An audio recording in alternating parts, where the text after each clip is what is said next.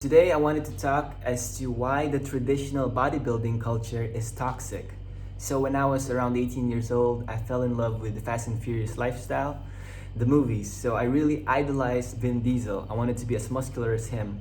I started going to the gym, and they kept saying that you needed about a gram of protein per pound of body weight. So, I was consuming whey protein and also casein protein, both of which are actually not good for you.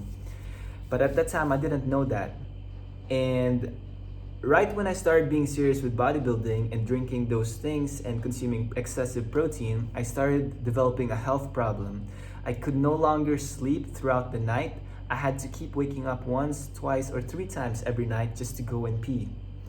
My mom kept saying that it's because of the excessive protein, but I was in denial. I didn't want to admit it, but that's exactly what it was. Basically, the bodybuilding industry is so obsessed with superficiality. They don't care about organ health. They don't care about flexibility. They don't care about longevity. If you understand how the bodybuilding or the fitness industry works, it's driven by profit. So these industries decide what research and what marketing they do to convince us of what's healthy and what's not.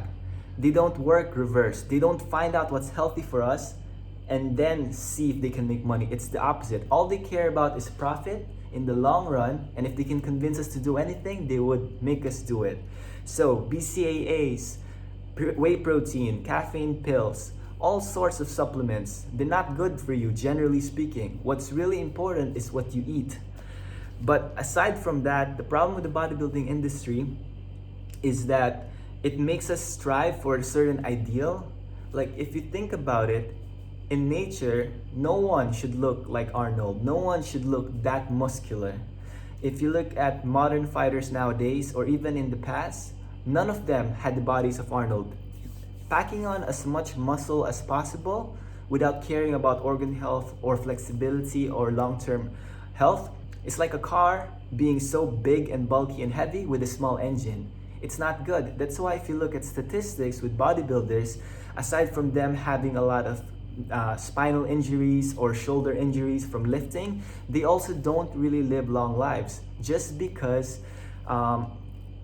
it's not a holistic way to be healthy, the traditional bodybuilding route. So aside from that, the problem with bodybuilding is it makes us have a really bad image of ourselves. There's a lot of cycles of bulking and then cutting, where bulking involves gaining weight and cutting involves losing weight. So that messes with people's hormones, and it's just not healthy to do that, to starve yourself and then to overeat, And if you look at most bodybuilders, they actually only look good for a few weeks in a year. Most of the times, these people who you think look so good in magazines and social media, there's lighting involved, there's filters involved, and like I said, they only look good when it's close to the competition. So I just want to make it clear to you guys that health and fitness are two completely separate things, especially when you're looking at traditional bodybuilding culture.